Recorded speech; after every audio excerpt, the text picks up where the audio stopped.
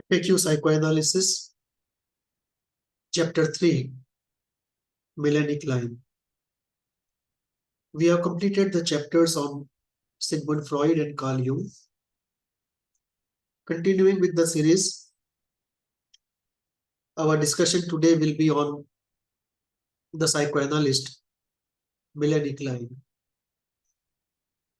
Mrs. Klein or Dr. Klein, as she is more popularly known.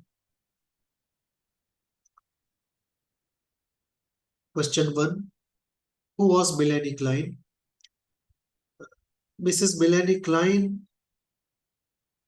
was a psychoanalyst based in UK, and she created a school of psychoanalysis called the Kleinian School. It's one of the most important schools in psychoanalysis. To this day, UK, especially Tavistock Clinic in UK, continues to be the most respected center of the Kleinian School. What the Zurich School is to the Jungian movement, the Tavistock School is to the Kleinian movement.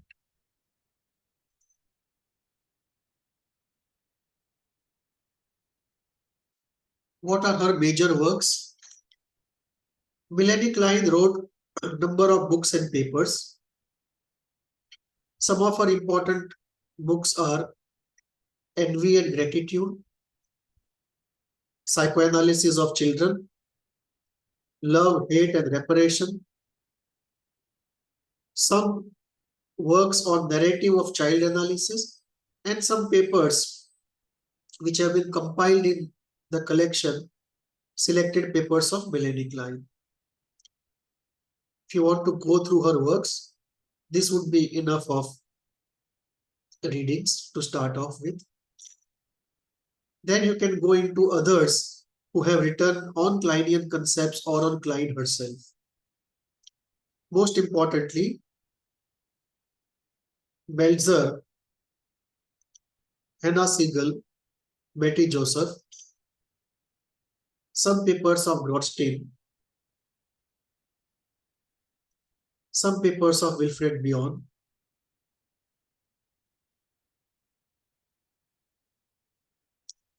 Question 3. What are the major differences between the Freudian theory and the Kleinian theory? Kleinian theory essentially is development after the Freudian theory.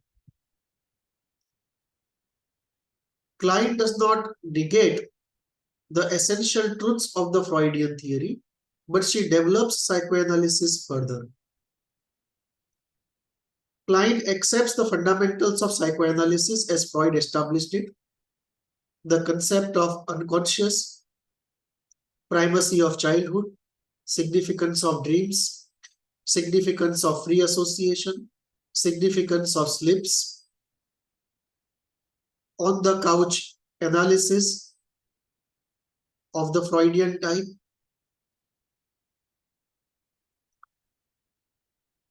psychic determinism, the pleasure instinct and the aggressive instinct. Klein accepts all of this, but after accepting this, she does not stop here, nor she continues to innovate within the framework. She in fact brings a new framework, and that is what has really enriched psychoanalysis. Today, when we look back, we see two different frameworks, the Oedipal framework of Freud and the pre-Oedipal work of Klein. In that sense, Klein's work essentially is pre-Oedipal, much earlier than Freud used to focus upon. Freud's focus essentially was Oedipal, at some stage anal. So the primary focus of Freud was in the Oedipal age of 4 to 5 years, some would say 4 to 7 years. Secondary focus of Freud was on the anal stage. 2 to 3.5, some would say 3 to 5.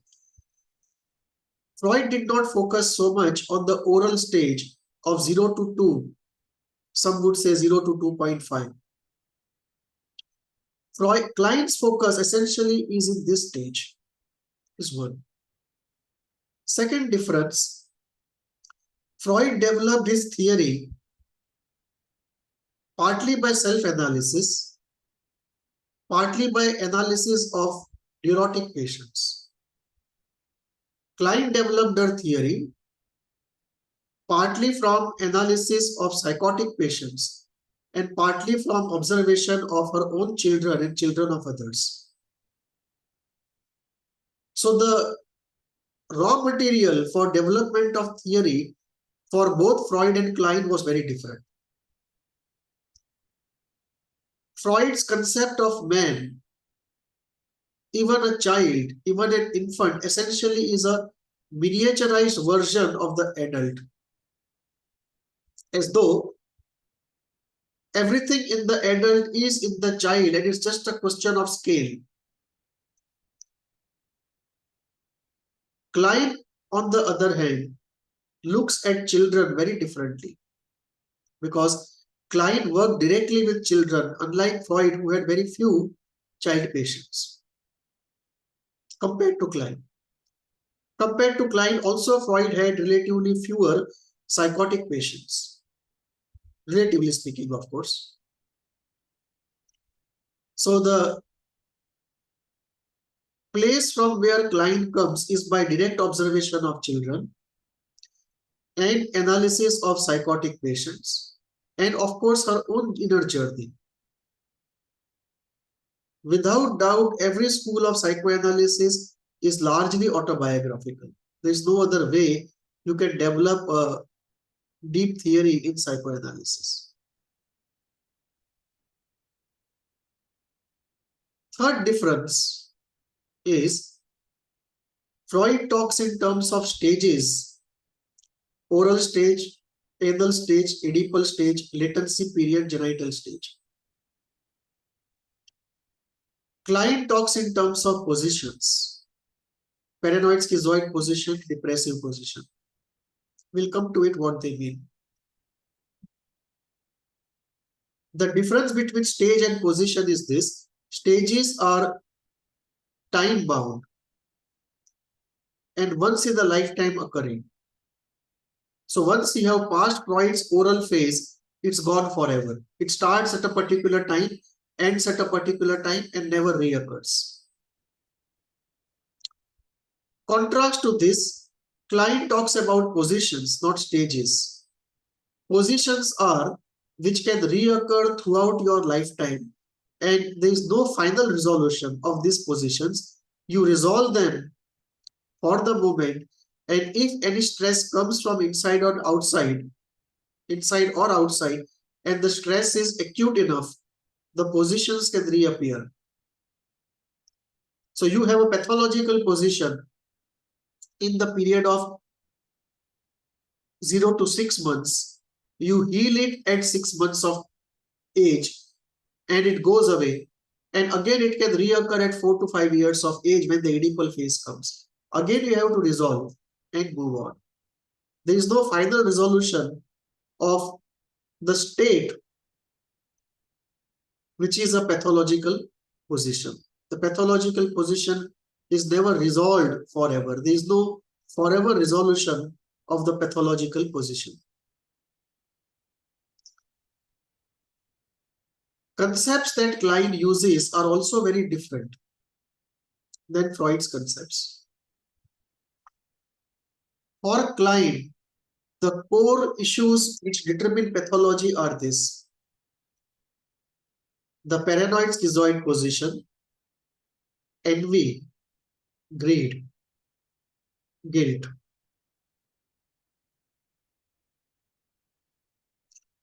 These are essential 4 elements for Klein, which determine pathology. And the cure is to get into a depressive position, to convert greed into generosity, envy into gratitude. So for Klein, the problem is open paranoid schizoid position. We'll come to it what it means. So for Klein, the causality of pathology is 1, open paranoid schizoid position, 2, envy, 3, greed,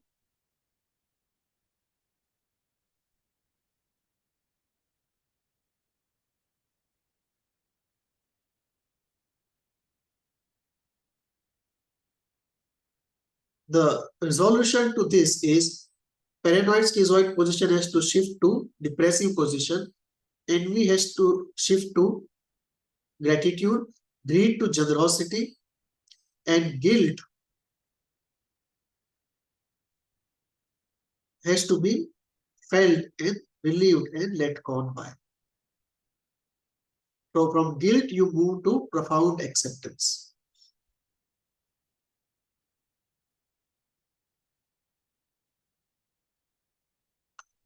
For Freud, the causality was non-resolution of the Oedipus complex, non-resolution in the anal phase, non-resolution in the oral phase, and the solutions were resolution of whatever problems were there in these phases. Resolution of that was the healing of pathology. Klein does not dispute the significance of what Freud said, but there were two core issues where she differed.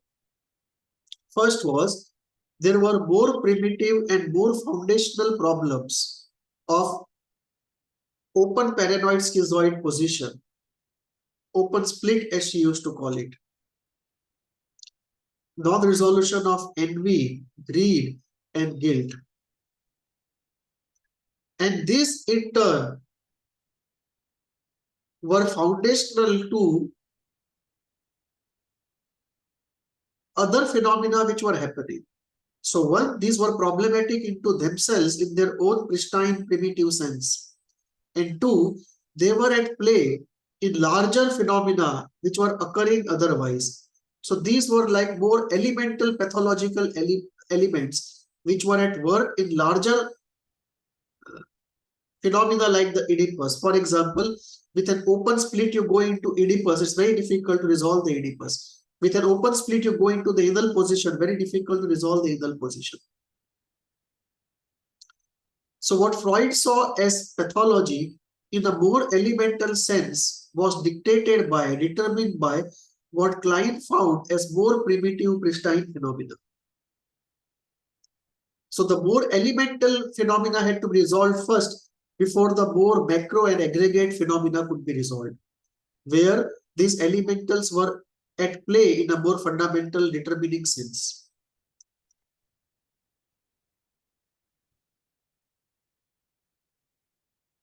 In terms of therapy, the Kleinian therapy is more harsh and severe and more works in transference and more in here and now, and the therapist brings himself more into the picture compared to of classical Freudian therapy. In that sense, there is more psychodynamic element, relatively speaking, in the Freudian approach than in the Kleinian approach, where the Puritan psychoanalytic element is, relatively speaking, in the metaphorical way, more at the center of it.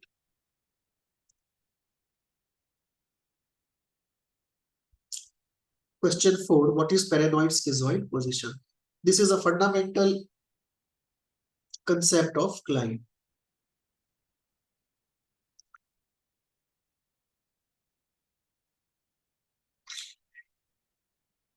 Klein says that when the child is hungry and he wants the breast, and the breast is available and the breast gives adequate amount of milk, not only milk, adequate amount of pleasure, because there is a pleasure involved in sucking of the breast, in touch of the breast, in being,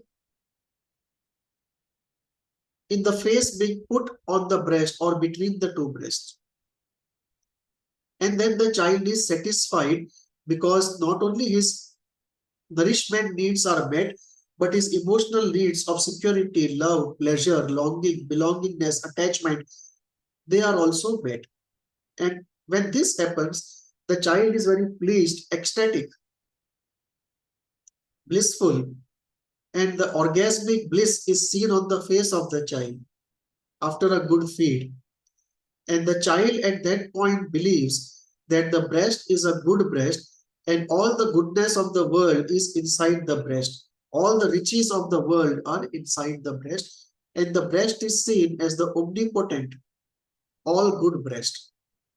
And whenever omnipotent, all good breast is available, the child is ecstatic.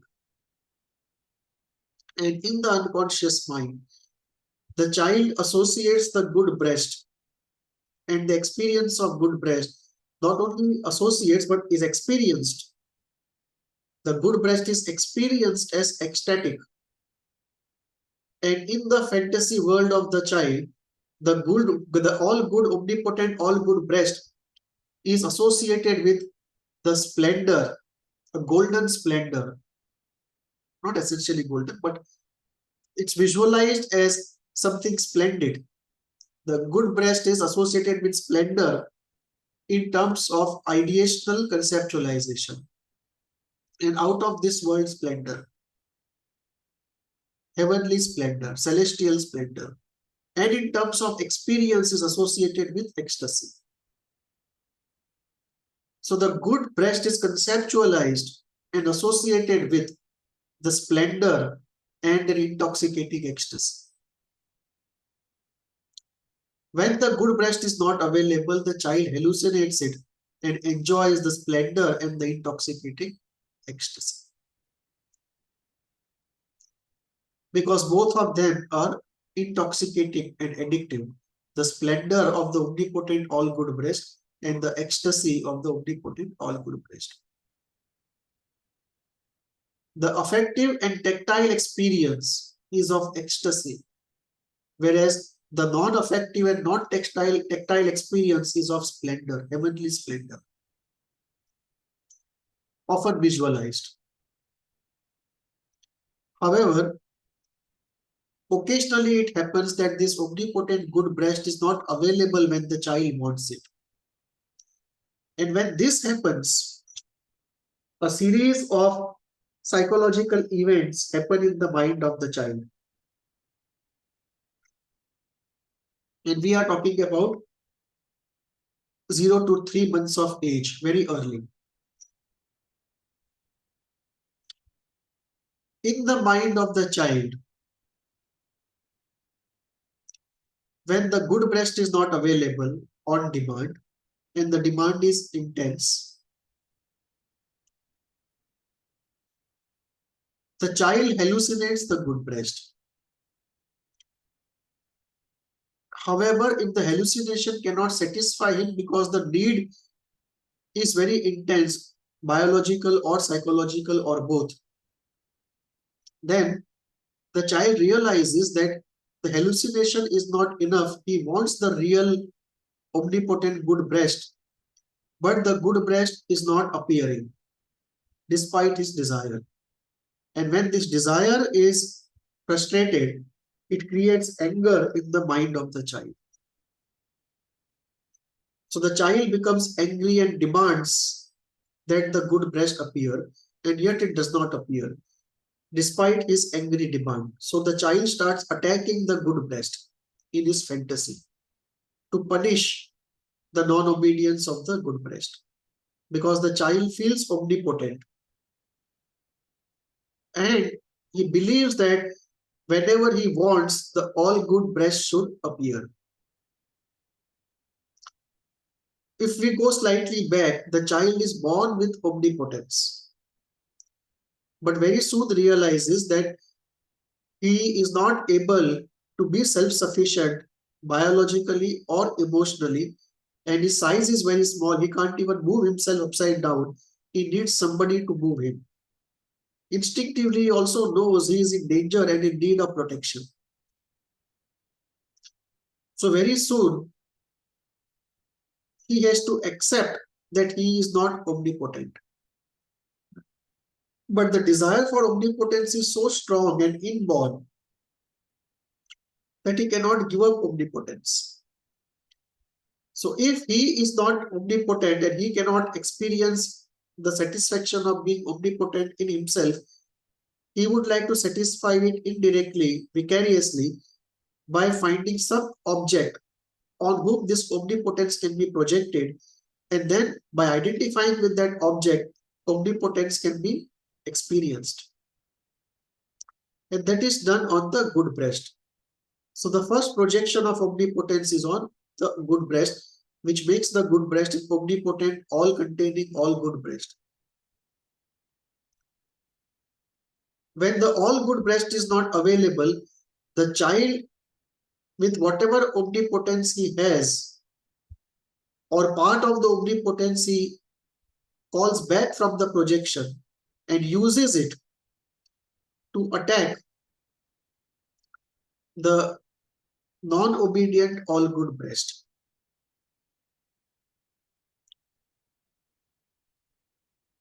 And this template continues even in adult life, that we are all in search of an obedient, all-giving, all-good, omnipotent good breast. We are all in search of the thing, that which is all-giving, all-omnipotent, all-unconditional, and yet in our control, which we try to find in woman, or a woman in man, or in other people, in political leaders, in spiritual leaders, and so on. The demand for an obedient, all-good, omnipotent breast. It's a paradox, because how will an omnipotent entity be in our control? But that is a paradoxical desire that we have, and the deepest desire that we have, that either we should be omnipotent or we should have omnipotent, all-good object, obedient and in our control. And this impossible desire, impossible quest continues lifelong. Very few are able to resolve this paradoxical desire. So the child attacks the omnipotent all-good breast with all his omnipotence and aggression. How brutally he attacks depends on his level of aggression and how much of inborn sadism and brutality is inside of him, constitutionally speaking. However, despite all the brutal attacks, if the good breast does not appear, the child starts feeling powerless. He knows the omnipotence that he thought he has again has been betrayed, frustrated, proved powerless. So an intense feeling of powerlessness comes. With this is the feeling of I am not good enough. A feeling of inferiority comes. And then the fear comes. That the omnipotent good breast, which he could not make obey him, is so powerful that despite all his brutal attacks and his omnipotent attacks, the thing happened to that all good breast, which is now he's looking at all bad breast, because it does not appear on demand. So the good breast is now visualized as all bad breast, because the child cannot conceptualize two realistic aspects of the good breast. One, that the breast is part of a person called the mother. And two, there is a concept of absence. But because these concepts are beyond the capability of the child to think out, child thinks in two primitive ways, which are binary and extremely dualistic. All good and all bad. He cannot operate in gray, and all that he can conceptualize is presence. He feels that the good breast is present but withholding itself. He cannot conceptualize the concept of absence. So he thinks of the good breast as the bad breast and attacks it. First demands that the bad breast convert into good, and then if the bad breast does not obey, attack the bad breast. Brutally in fantasy. Then still the bad breast does not convert into good breast and appear to take care of the infant. The infant now feels powerless and I am not good enough, inferiority is created. Powerlessness is experienced. Then the fear comes, anxiety comes that the bad breast that he attacked so sadistically, so brutally will now attack him with even more sadism, more brutality. And that is more omnipotent than he is. And therefore, he is going to face unbearable torture and death. And the two primal fears of all human beings, the fear of death and the fear of infinite pain, they both make an appearance and anxiety bounds in unbearable ways.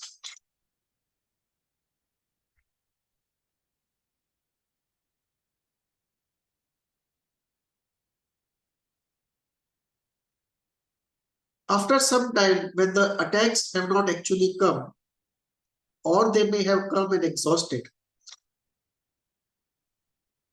the child feels the real loss, that the good breast is lost, and he feels an intense feeling of pain of loss. And with that,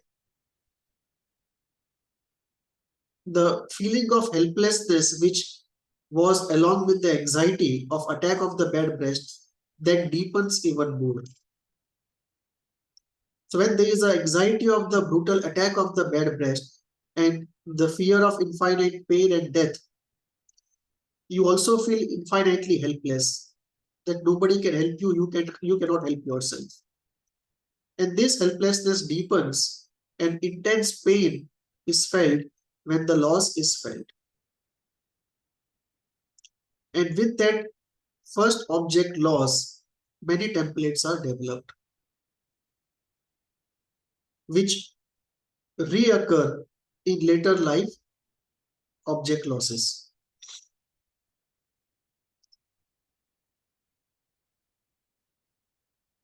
After some time, when the breast appears, when the mother appears, the child is still thinking in terms of part objects, only the breast. Child cannot think of the whole object of which this is a part, the breast is a part. So the child is still thinking in terms of part objects and extreme dualities, and without the understanding of the concept of absence or anything in the area of gray. The child suddenly becomes ecstatic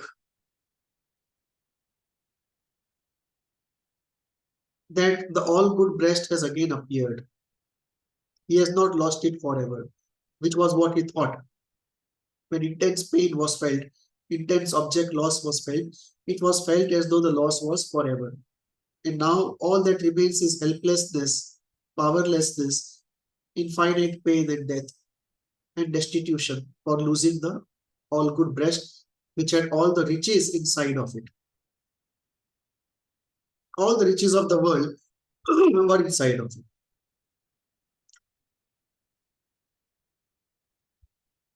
The the distress of hunger, distress of unsatisfied emotions, all of that is gone. Splendor and ecstasy is re-experienced. An interesting part is when the breast is again given, the child still thinks it's a bad breast and the whole child goes red.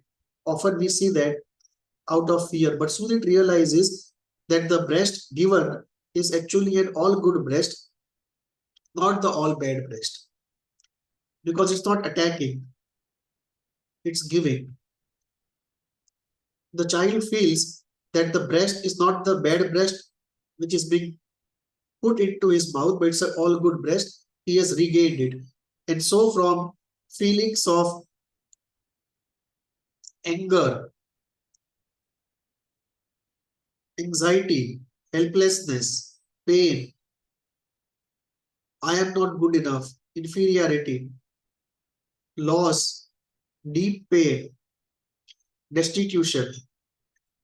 From that state, which is like a valley state, that the child was moving on a highway and suddenly he goes into the valley. He comes up again rehabilitated on the highway of life.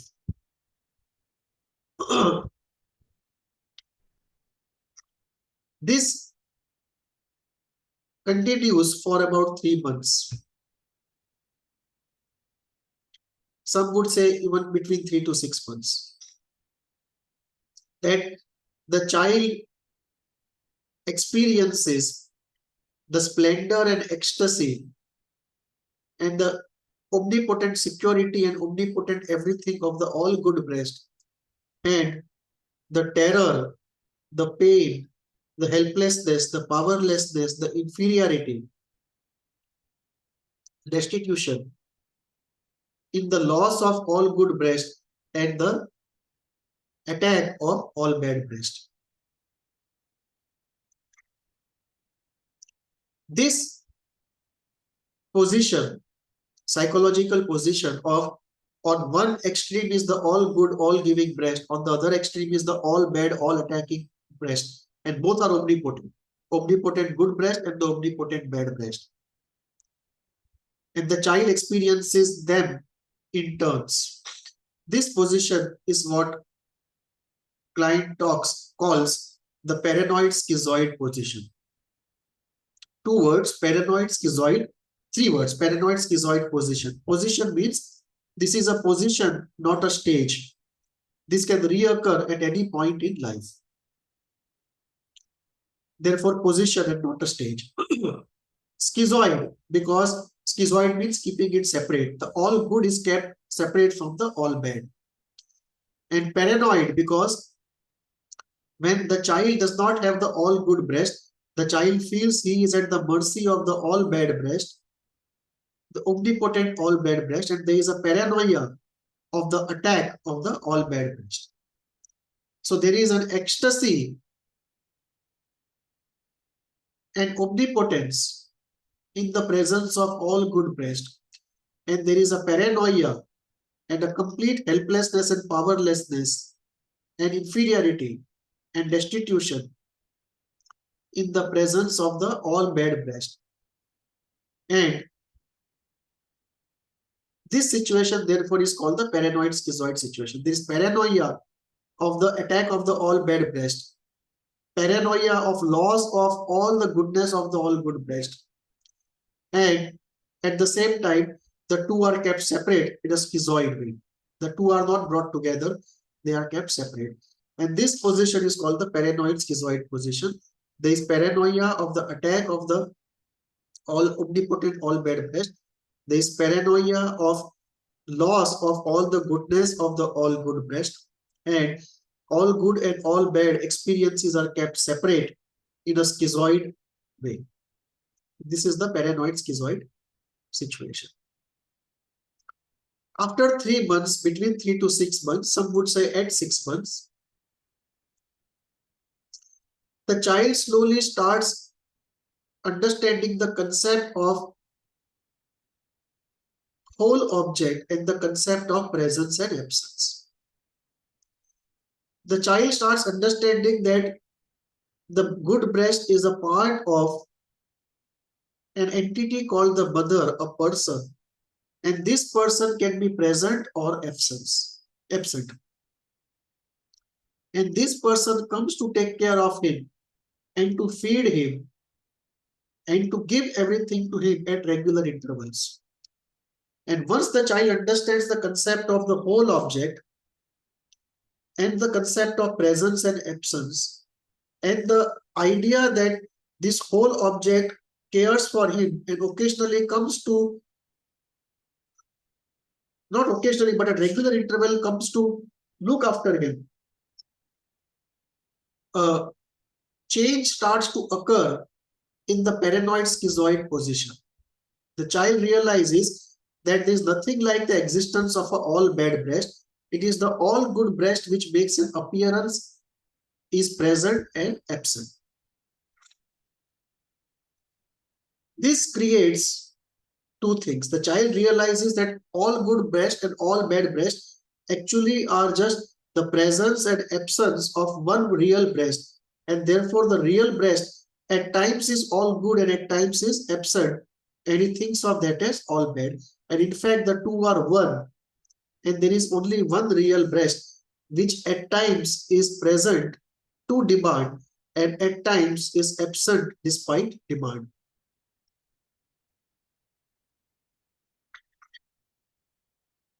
When he realizes that there is one real breast, which is neither all good nor all bad, but occasionally good and few times bad, he is able to put these two ideas together and understand that these two are futile ideas. The reality is there is one breast who has both the goodness and the non-goodness built into it.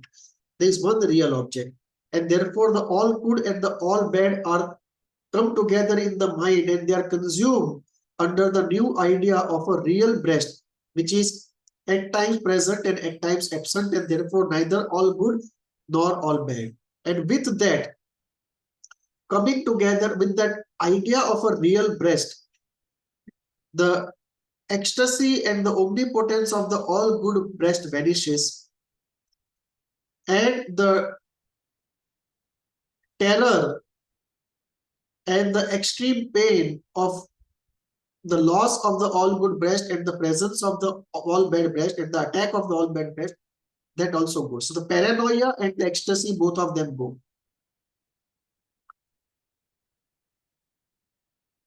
This is acceptable to the child because the paranoia is related to survival and torture, which is more important for the child to take care of than to hang on to ecstasy. And therefore, the child feels the cost-benefit analysis of this is in his interest and he allows that to happen. And with the freedom from paranoia, he also loses ecstasy. The ecstasy is the price of healing paranoia. And the child is fine with it because he feels it's a profitable thing to do. And this position where the two have come together, both extremes are out. The child has started operating in the gray. He realizes there is one real object, which is neither all good nor all bad. It's a part of a larger system called the mother. And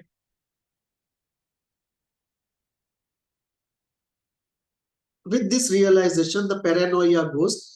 Along with that, ecstasy also goes. Ecstasy is the price of healing paranoia. This position where the child is free of the paranoia, but also has paid the price of ecstasy, and from the two extreme thinking positions, he has come to a reality position of the real breast, as it is a combination of good and bad. This position Klein calls as the depressive position. Depressive because while there is happiness at having got rid of paranoia related to death and infinite pain, there is also a sadness that the all good object also has been lost in the bargain. And therefore, this is a depressive position where one has to undergo the depression of having lost an all good ecstatic object, an object of splendor and intoxicating ecstasy. But this sadness one is ready to go through because the sadness is far less unpleasant and far less a price compared to a threat of survival and the threat of infinite pain at the hands of omnipotent all bad breast.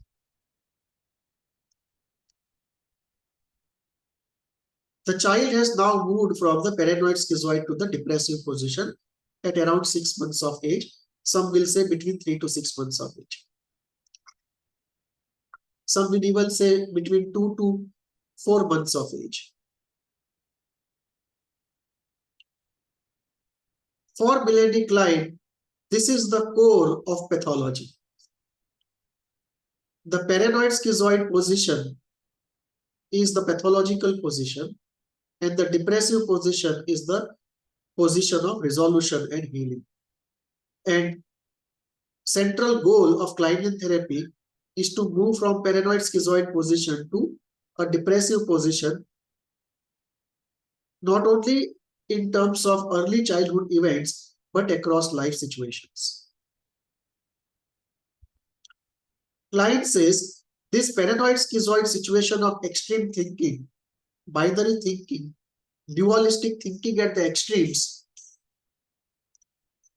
is almost a default position, and one has to really make an effort to establish a depressive position in practically every context we work in. It's only after experience and repeated effort that a depressive position becomes natural. Otherwise, by default, without effort, without experience, a paranoid schizoid position is the default position.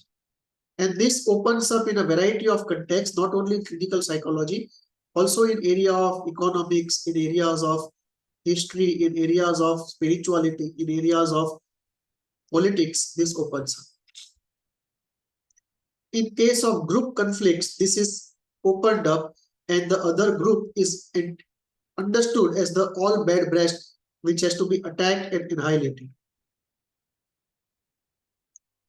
In stock market, we see the mania where some stock people blindly purchase. They are on a manic high for that stock, treating the stock as an all good omnipotent object, which is eternally going to be omnipotent forever and ever.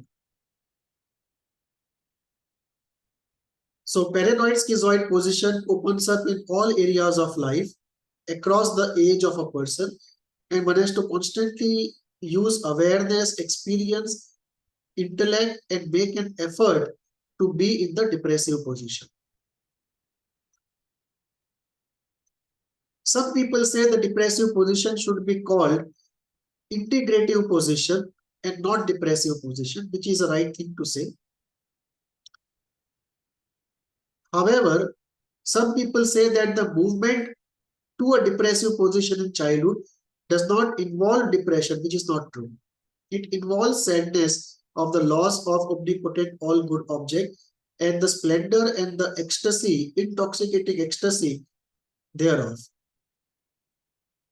So in a sense, the paranoid schizoid position is rightly worded, but depressive position should actually be worded as integrative position or an integrated position.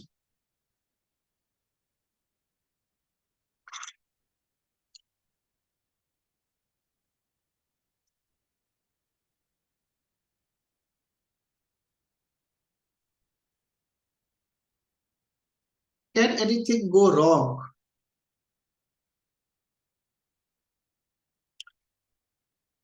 In this movement from paranoid schizoid position to a depressive position? Do all children make it? Do all adults make it? And why some are not able to make it? And what happens if the paranoid schizoid position remains open? We call it the split is open. This is also a word used, the split. Split into all good and all bad. So the paranoid schizoid position also is called the split being open. And depressive position also is called the split being closed.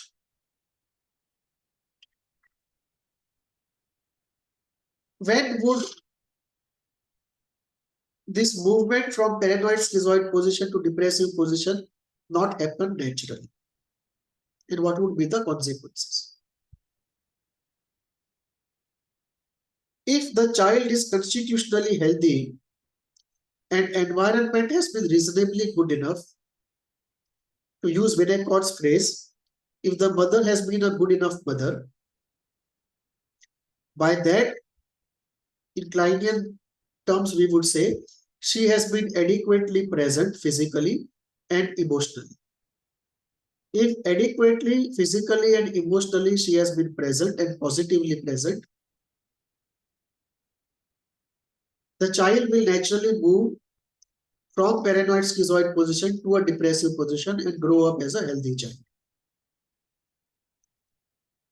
However, for some reason, either the mother has not been physically or emotionally, and by emotionally we mean positively emotionally, adequately present. If the child has not experienced a positive mother in terms of her physical and emotional presence, then the experience of the bad breast is far bigger than the experience of the good breast. And when the child tries to combine the two, the net result is the good experiences are completely annihilated by the bad, and the net result is negative.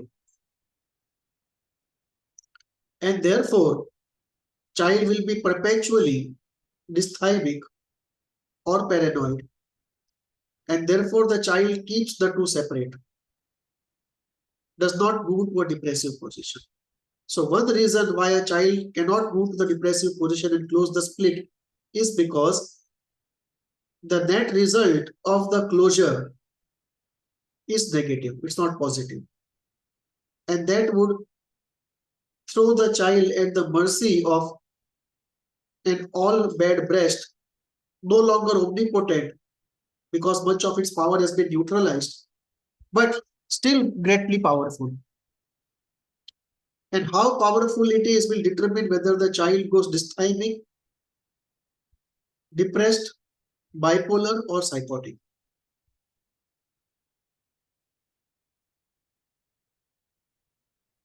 Not bipolar, but dysthymic, depressed, or psychotic. And often psychosis with features of depression or dysthymia.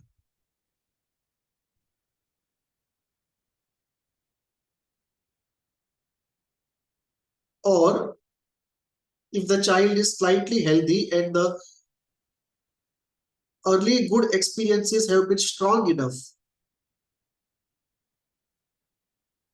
before the losses begin,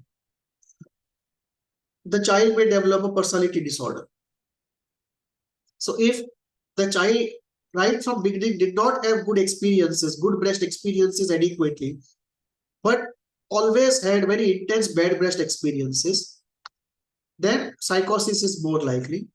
If the child initially had very good experiences, but later on had more losses, more bad breast experiences, personality disorders are more likely. So one reason why depressive position may not be attained is because of the net result of the split being closed is negative. Child avoids it and preserves whatever positive he has, no matter how little it is. Second reason can be that the mother and the good breast have been good enough, but constitutionally the child is very aggressive. And therefore, even small absences have been converted into huge bad breast experiences. Because whatever attack the child does out of his aggression and sadism, more than those brutal attacks are fantasized in return. So if the investment is more, the return is more. It is 1.5 times of investment.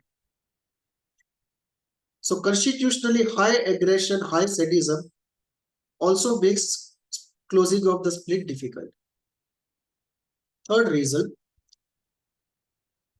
the child may be addicted to the ecstasy and the splendor of the all good breast and may not be able to give up those positive feelings and therefore does not close the split and is ready to pay the price of an open split.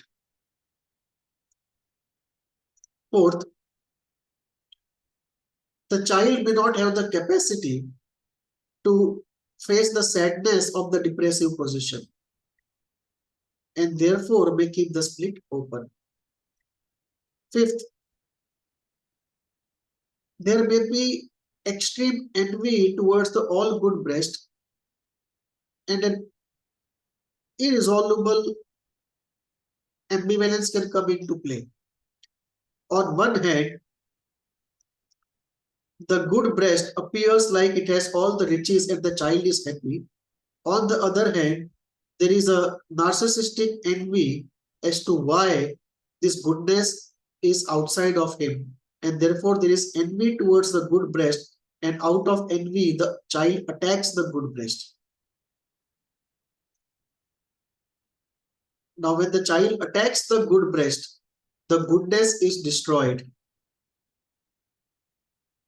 And when the child tries to close the split, very little of the goodness is left because of attacks of envy, and therefore the net result is negative and the split may not close. There can also be attack of greed, where the contents of the good breast, the contents of the good breast are not destroyed by envy, but they are plundered by the child and put into himself.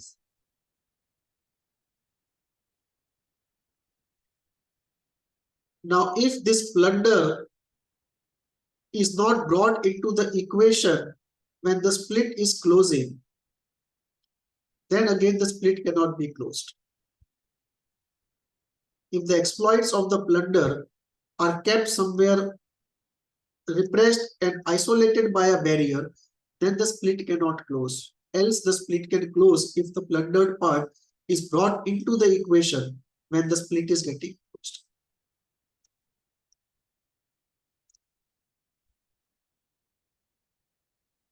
There may be an attack by the mother or absence of the mother, or some sudden rise in aggression in the child, and the child may decide not to close the split and harm himself in order to harm the parent.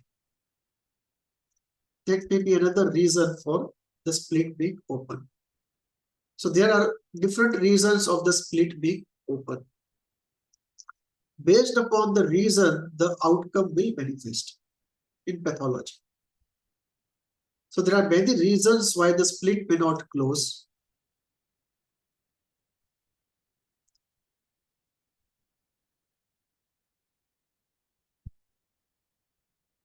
Is the split all bad?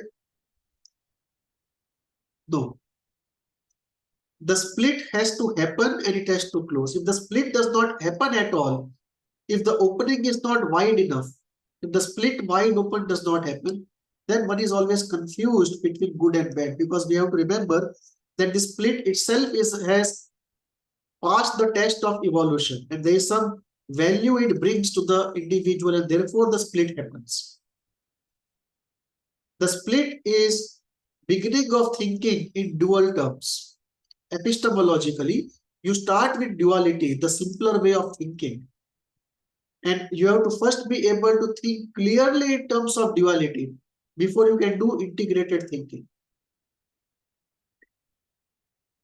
If the split does not open at all, one is perpetually confused, perplexed. In fact, it is confusion, not perplexity. However, if the split opens, closes, this happens very rapidly, then one is perplexed. So the confusion is different from perplexity. Confusion is when the split is not adequately open. Perplexity when it's open, close very rapidly. One more area, the split is not always bad and the depressive position is not all good. This is a limitation of Kleinian thinking. That there is a split about the split. To do something great in life, you need the split open for a positive purpose. So early in life, yes, if the split remains open, it's a pathological condition. We have to close that split of infantile period and even of the childhood. But later on in life, one should be able to open the split constructively and use that for a great purpose. Great purposes are achieved only when the split is open for a constructive use. Depressive position always is the position of a golden middle path of conformity, of adjustment, in some context, acceptance of mediocrity.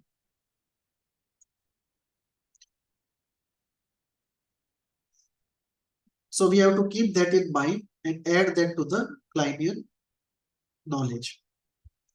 If you want to go into what are the different kinds of splits, their openings and closing, look at one of my lectures. I have detailed there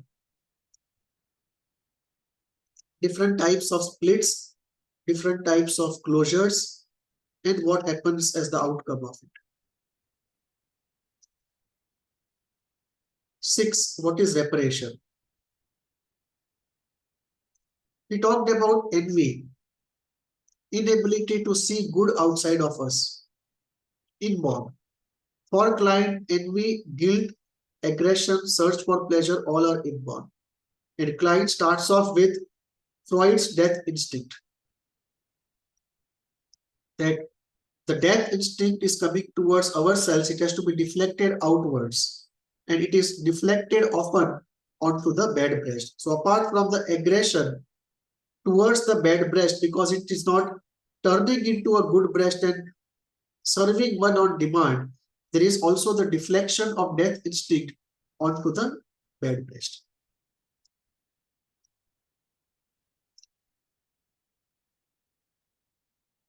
Some people say,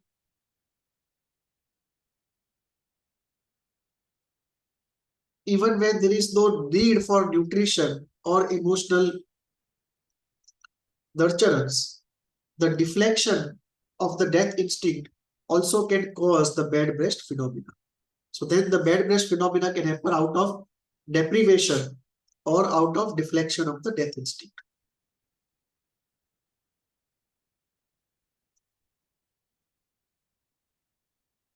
6. What is reparation?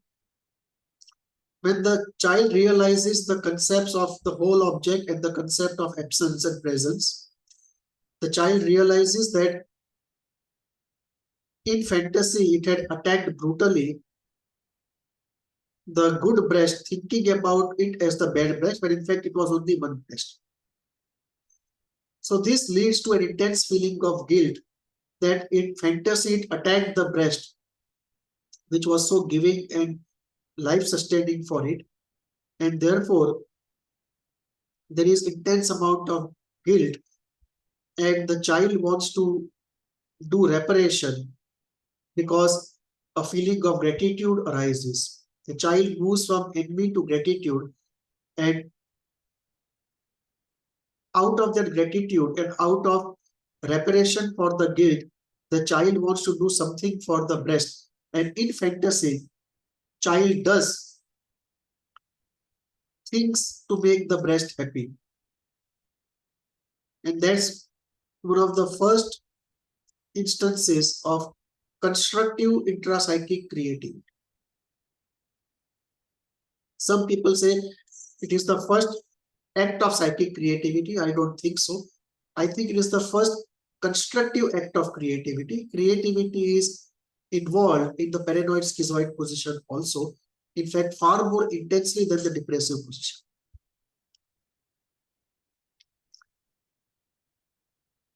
7. What is envy? Envy is inability to see any good outside of us, and that envy, which is inborn, creates destructive urge to use aggression to destroy the object of envy. Beyond, who followed Klein, makes use of this envy pervasively, very deeply. He uses a phrase, attack of envy.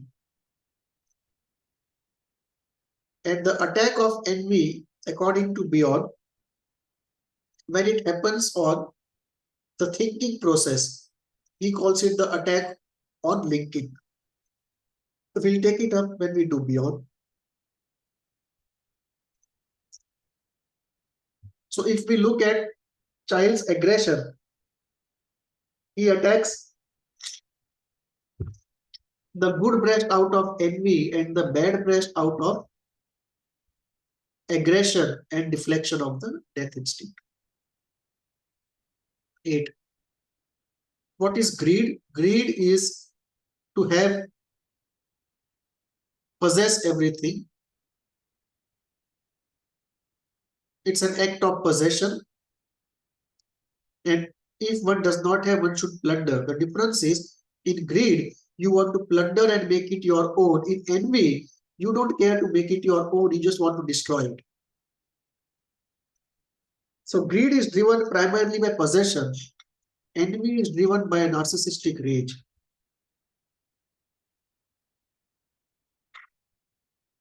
Rather, I should say, greed is driven by possession, but envy uses, or envy is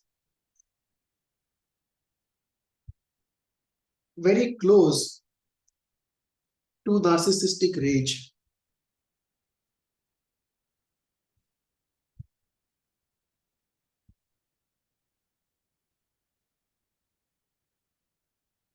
What is the difference between fantasy, FANTASY, and fantasy, PHANTASY? Melanie Klein's model of the psyche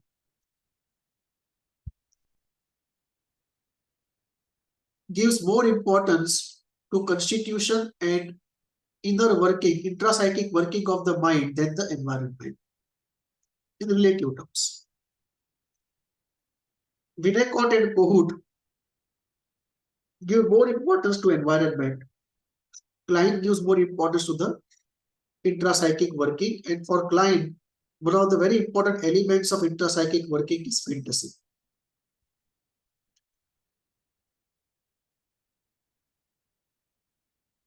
Klein defines fantasy in two terms, FANTASY, PHANTASY. FANTASY are those fantasies that have come to our awareness either in the waking state or in the dreams. PHANTASY are those fantasies that are completely unconscious. They have not come up even in our dreams. Completely unconscious. And they come up only after very long and very deep-seated, deep-going therapy.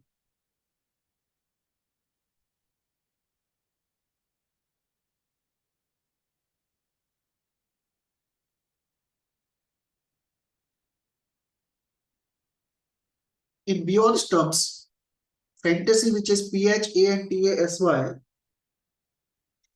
is yet to be worked upon by the alpha function to convert it into FANTASY. 10. What is a part object? As we saw, initially the child is able to see only the breast as an independent object, not that the breast is a part of the mother. So the child does not think of whole objects as the mother, only thinks of the part object as the breast. This is part object thinking. In adult life also it happens. We take a part of the person and generalize it over the whole person, not look at the fact that the person is a heterogeneous conglomerate of different entities, often contradicting each other. So this working of the mind is called part object working of the mind, where we think in terms of part objects, or where we take a part object and generalize it over the person. Part object thinking, and the Kleinian therapy goal is to move from part object thinking to the whole object thinking. 11. What is the concept of the good mother and the bad mother?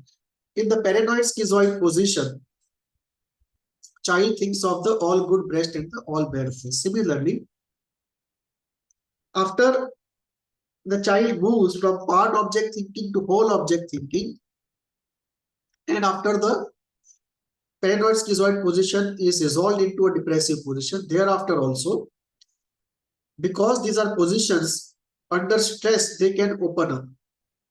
And even after the first resolution of the original paranoid schizoid position into a depressive position, and after whole object thinking starts, you can still have situations where, because of the behavior of the mother or constitutional endowment or fantasy world of the child can alternately think of the mother as the all good mother or the all bad mother, the split can open up again. And there, instead of thinking in terms of all good breast and the all bad breast, the child can start thinking in terms of all good omnipotent mother and all bad omnipotent mother. The desire for omnipotence which cannot be given up also is at play. That can also open up the split, just as any stressful situation in the outside or the inside world can also open up the split. The desire for splendor and ecstasy can also open up the split.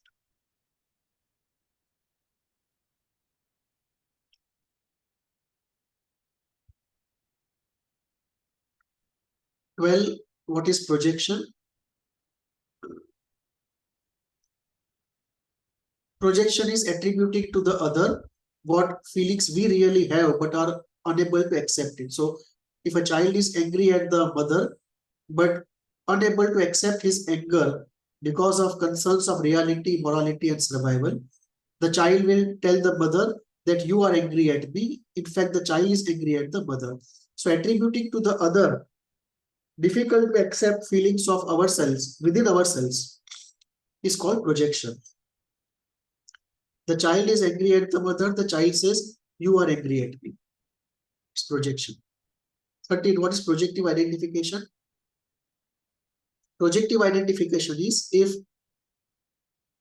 child is feeling helpless, he makes the mother feel helpless. It's his way of communicating an internal state because he does not have language. And this transfer of state, transfer of affect to a person other than him is called projective identification. So what happens is the child puts his emotions or make sure that what he feels is activated in the person and then identifies with the person to experience them. So what cannot be experienced inside is experienced by identification. So there is projection into the person and then identification with the person to use the person as a processing system to experience difficult experiences or to convert difficult effects into constructive effects. It is the use of the other as an affect processing system or affect containing system.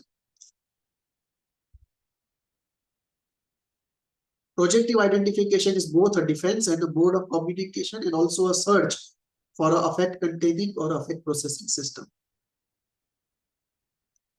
How Kleinian therapy and Freudian therapy differ from each other?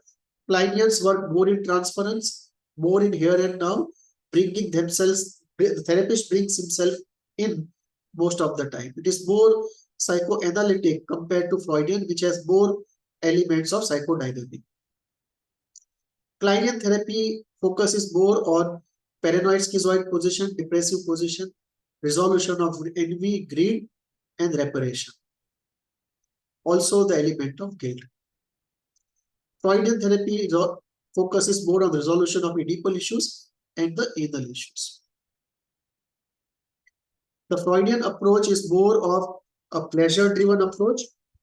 Kleinian approach is more of an aggression-driven approach.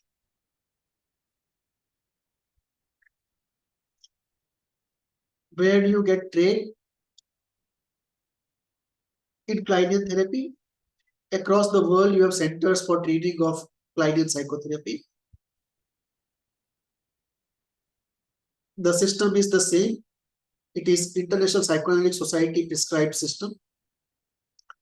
And one has to undergo the coursework, one's own analysis called training analysis, and do the academic necessities of writing papers, thesis, and see patients under supervision. That's the way for all psychoanalytic training, which is true also for Kleinian psychotherapy. At India, the center is at Bombay for Kleinian psychotherapy training, and further training people go to Tavistock, UK. 16. Who are the major thinkers after Klein? Hannah Segal, Betty Joseph, Esther Big, Donald Meltzer, Herbert Rosenfield. Wilfred Bion. Some will say Bion is beyond Klein, but he started off as a Kleinian. So early Bion, or very early Bion, let me say, one can think of as a Kleinian. How do you learn about Klein? Start with books of Hannah Siegel and then go to books by Klein in original. Then do take up papers. Then go to thinkers. Thinkers in the Kleinian area after Klein. Some of them were contemporaries of Klein. You can find the name of thinkers on website of the Kleinian Trust. And resources also you can find there. Go to the website of the Kleinian Trust. It's a very resourceful website.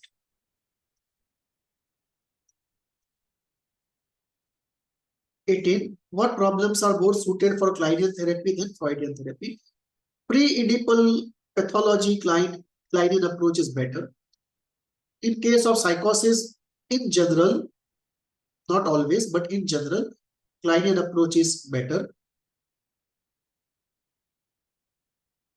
In case of personality disorders, we have to take some part of Klein and then build on. I have created a valley junction model for personality disorder, which takes something from Klein and then builds upon it to create the whole valley junction model for personality disorder. In fact, one has to pick and choose from all schools in therapy, but you can have more picking and choosing from one school where we would say the approach is anchored in that school. Does Kleinian theory give more importance to constitution than environment? Yes. In relative terms, yes. Nobody says either constitution or environment, but there is always a relative emphasis. And every school has a different relative emphasis. In the Kleinian approach, the constitution is more important than the environment. The fantasy is more important than the cognitive interaction in the outer world. 20. What are the common pathological fantasies in the child's mind as deciphered by Kleinian thinkers? There are some fantasies which have been found very commonly. Of course, the exhaustive store of fantasies is endless, but 5 common fantasies which are of psychotic nature and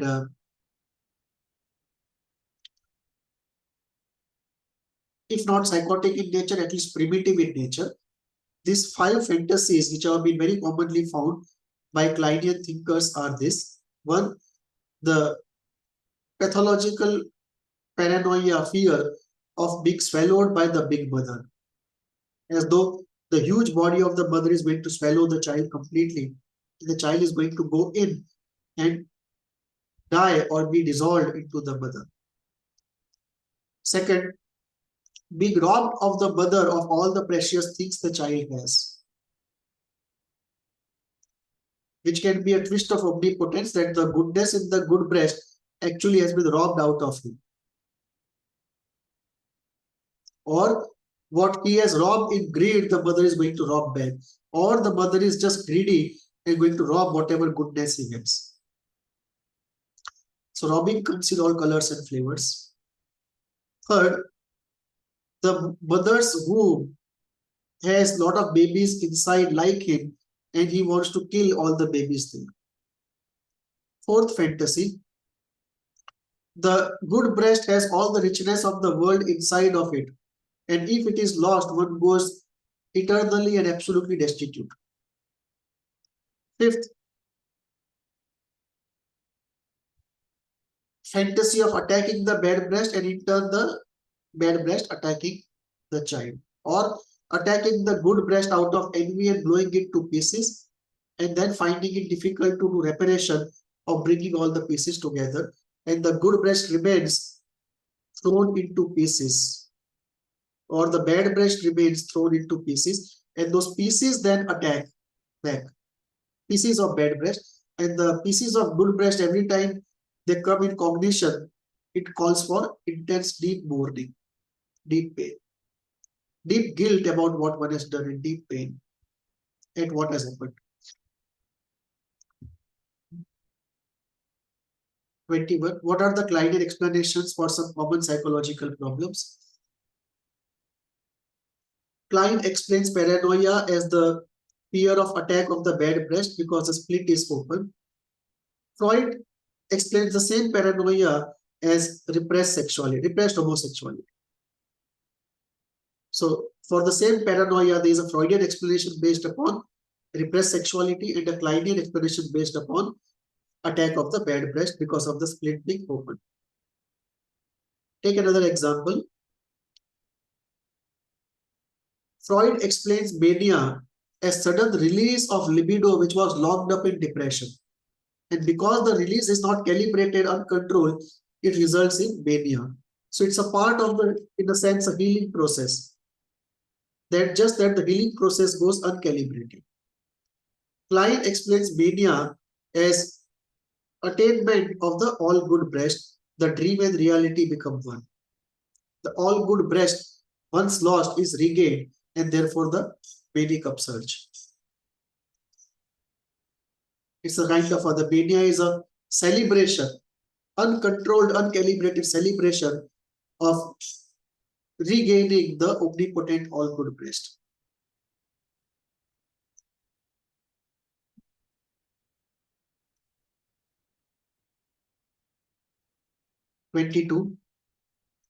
What is the object relations school in psychoanalysis?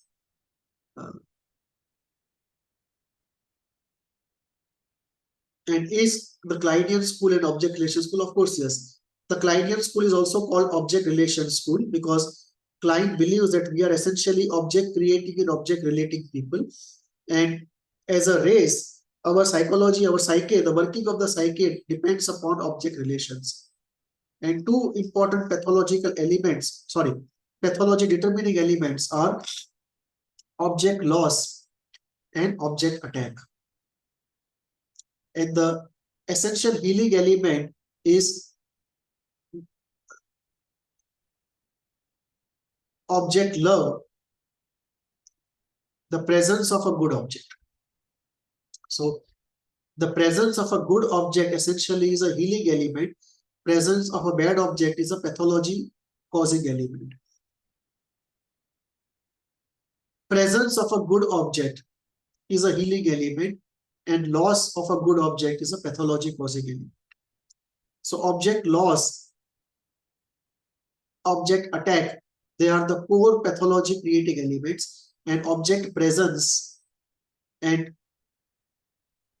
object goodness are the healing elements. So essentially we all want presence of a good object, and we internalize the presence, and after the internalization is complete, even in the physical world, if the good object is not present, we can continue for some time with the internalized good object. After some time, we need the physical presence. The internalized good object usually is perishable. The less perishable it is, the more healthy one is. Indian spirituality has the goal that this internalization should be so well done that it becomes permanent, and we don't require a good enough object in the outer world anymore. Who would call it a transmuting internalization. 23. Have there been important analysts who have been through both Freudian and Kleinian analysis? Yes. Guntrip and Wilfred Bion are two examples. There would be many more. Who first went through a Freudian analysis, took a gap, and then went through some Kleinian analysis. Some do even in the reverse. They undergo Kleinian analysis and often drop out in the middle of it and go for Freudian analysis or other forms of analysis, even Cohusian analysis. One of my teachers told me this, that he took the second therapy to overcome the first therapy. Because Kleinian therapy can be very harsh and disturbing if not well managed, and if the constitution does not allow. In fact, it's more of management than constitution. It has to be, you really have to be very balanced, positive and skillful to do a non-traumatic Kleinian analysis. 24. Was Melanie Klein herself a happy and healthy person? Happy and healthy enough to produce brilliant work, train other people, but happy and healthy in the inner world lifelong? No. Her life was full of tragedy, so she was not a happy person. There were suicides at her home. She herself was depressed for a very long time. Relationship with the daughter was not very healthy or cordial. So, was she capable to love and work? Work definitely yes, love not so much. So she was reasonably healthy, not fully healthy, partly healthy, but very productive person, brilliant person. In the history of ideas, we see many people who are not at a personal level healthy and happy, but extremely productive.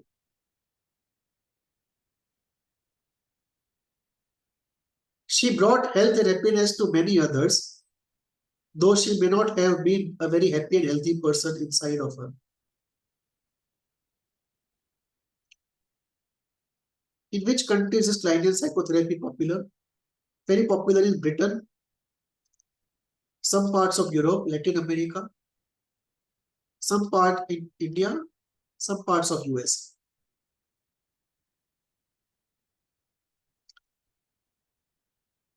Let us end with one important quote from Melanie Klein. One of the many interesting and surprising experiences of the beginner in child analysis is to find, even in very young children, a capacity for insight which is often far greater than that of adults.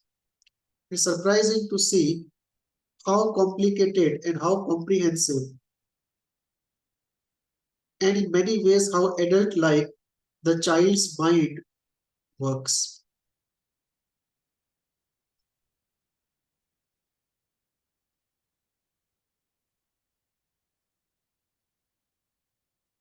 We are, as a species, complicated right from our childhood.